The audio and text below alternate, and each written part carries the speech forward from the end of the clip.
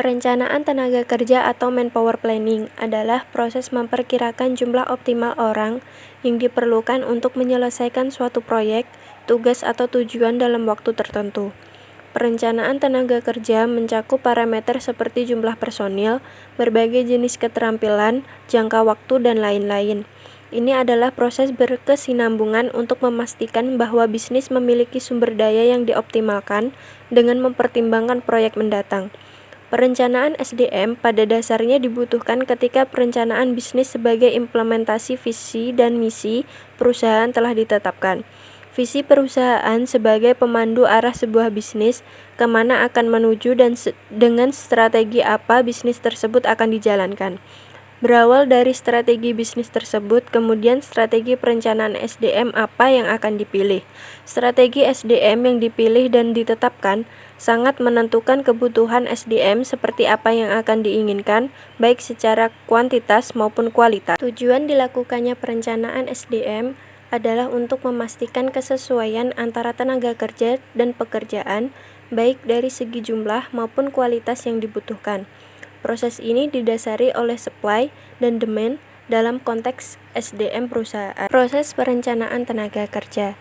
Departemen SDM, setiap perusahaan harus senantiasa mengawasi sumber daya manusia yang dimiliki perusahaan, seperti perubahan dinamika industri, peningkatan kebutuhan bisnis, keterampilan yang diperlukan untuk teknologi tertentu, kebutuhan untuk meningkatkan sumber daya yang lebih baik.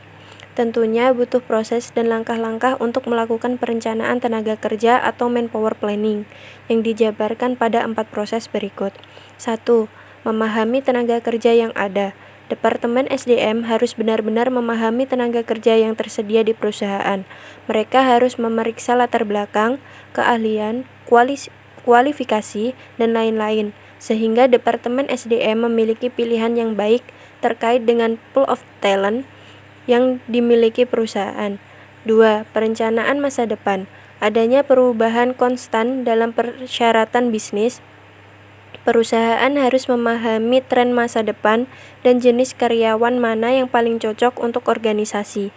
Oleh karena itu, perusahaan harus memeriksa, mengevaluasi, dan memilih jenis tenaga kerja yang sesuai dengan kualifikasi perusahaan untuk masa mendatang. Yang ketiga, rekrutmen dan seleksi. Tergantung pada persyaratan bisnis, perencanaan tenaga kerja mengaruh pada pola rekrutmen dan pemilihan yang jauh lebih baik.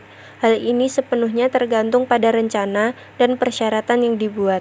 Oleh karena itu, kandidat dengan kualifikasi, keahlian, pengalaman yang lebih baik dipilih sebagai karyawan yang paling sesuai dengan kebutuhan masa depan. Keempat, pelatihan karyawan. Karyawan yang merupakan bagian dari organisasi dilatih untuk memiliki keterampilan, pengetahuan, dan pemahaman terbaik tentang pekerjaan saat ini serta persyaratan di masa mendatang. Manfaat perencanaan tenaga kerja.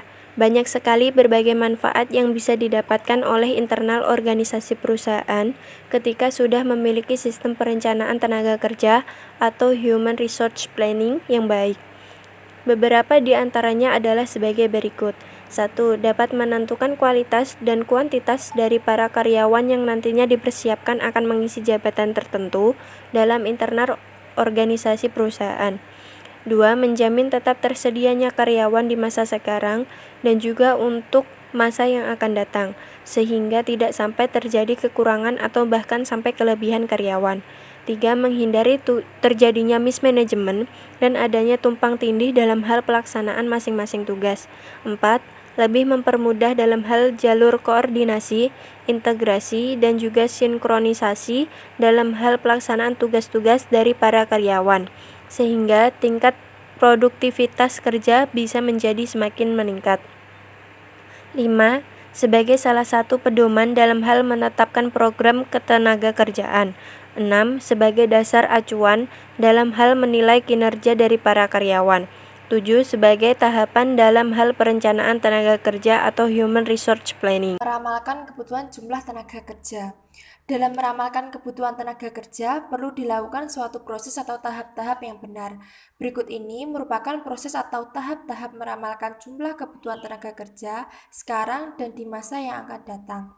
Yang pertama, mengidentifikasikan jumlah tenaga kerja berikut kualifikasi yang dimiliki sekarang, sesuai dengan tingkatan atau level yang ada untuk masing-masing kantor, baik untuk kantor pusat, cabang, unit, ataupun pabrik. Kemudian yang kedua, memperkirakan jumlah tenaga yang kemungkinan akan keluar dalam suatu periode akan datang. Yang ketiga, memperkirakan jumlah tenaga kerja yang dibutuhkan yang akan datang. Yang keempat, memperkirakan kebutuhan dana atau biaya yang dibutuhkan untuk menetapkan orang yang digantikan guna sebagai pertimbangan untuk pemilihan sumber perekrutan. Yang kelima, memperkirakan jumlah jika perusahaan akan menciutkan usaha karena suatu hal, misalnya kerugian atau kelebihan tenaga kerja. Dan yang terakhir adalah adanya permintaan tenaga dari pihak luar, misalnya pemerintah, rekan usaha, ataupun lainnya, sehingga akan mengurangi jumlah karyawan sekarang. Sumber tenaga kerja. Kebutuhan tenaga kerja yang diinginkan dapat diperoleh dari berbagai sumber yang ada. Pemilihan sumber tenaga kerja tergantung dari kondisi kebutuhan permintaan dan penawaran tenaga kerja. Dalam pemilihan sumber tenaga kerja, manajemen harus mempertimbangkan beberapa hal seperti halnya yang pertama, jumlah tenaga kerja yang tersedia, yang kedua, kualifikasi atau persyaratan yang diharapkan, misalnya jenjang pendidikan, program studi yang diinginkan, akreditasi universitas, program studi, jenis kelamin, dan lainnya. Yang ketiga, biaya yang dikeluarkan untuk memperoleh tenaga kerja tersebut. Yang keempat, pemilihan sumber tenaga kerja lewat media, universitas, agen tenaga kerja, atau yang lainnya. Kemudian sumber tenaga kerja yang tersedia baik melalui rekrutmen atau pola kerja sama jangka panjang guna menentukan tenaga kerja di antaranya. Yang pertama, sumber internal, yaitu sumber yang digunakan jika pertumbuhan tidak terlalu banyak dan kondisi yang mendesak. Yang kedua, sumber eksternal, yaitu sumber tenaga kerja yang diperoleh dari luar perusahaan. Dan yang terakhir adalah sumber dari luar negeri, yaitu rekrutmen dilakukan untuk tenaga kerja langka yang sulit dipenuhi dari dalam negeri, sehingga perlu direkrut dari luar negeri. Kekurangan dan kelebihan karyawan.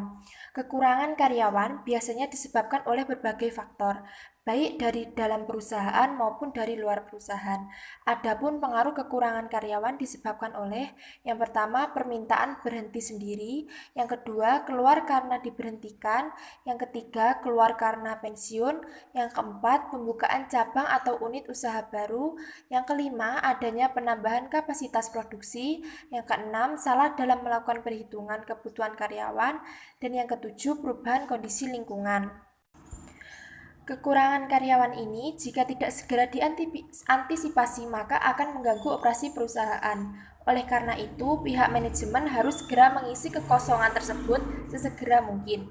Jalan keluar untuk mengantisipasi dengan mengisi kekosongan tersebut dapat dilakukan dengan yang pertama, melakukan penarikan atau rekrut ulang karyawan baru, yang kedua, pengangkatan tenaga kerja kontrak, yang ketiga, memberikan kerja lembur kepada karyawan yang lama, yang keempat, menunda karyawan yang akan pensiun, yang kelima, memanggil kembali tenaga yang baru pensiun. Selanjutnya, kelebihan karyawan juga menimbulkan masalah bagi perusahaan.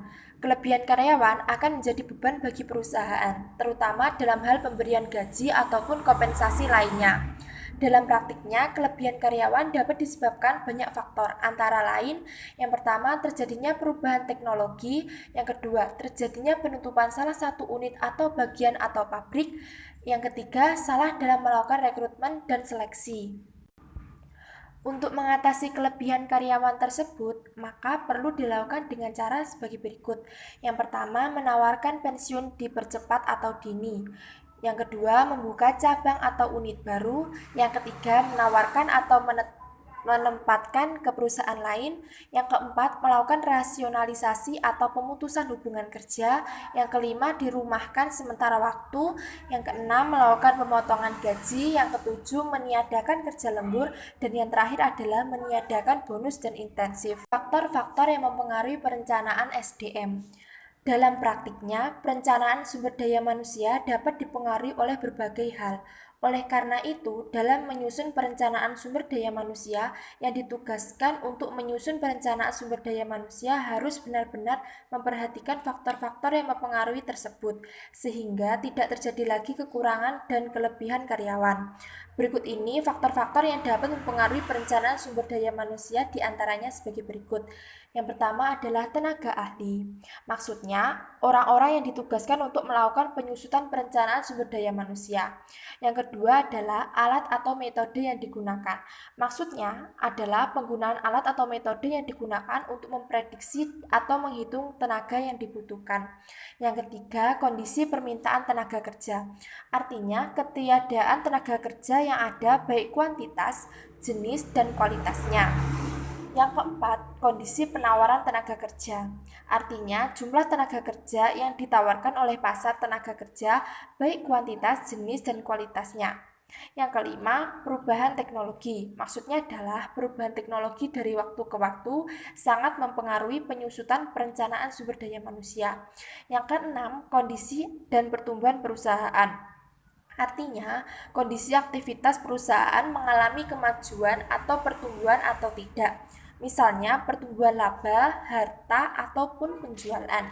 Yang ketujuh, kebijakan perusahaan berkaitan dengan anggaran.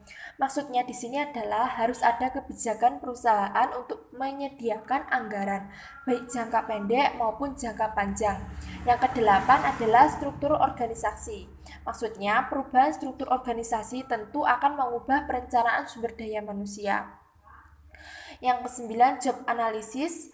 Yang kesepuluh, rekrutmen dan seleksi. Maksudnya di sini adalah penarikan pegawai yang kurang atau berlebih juga dapat mempengaruhi perencanaan sumber daya manusia.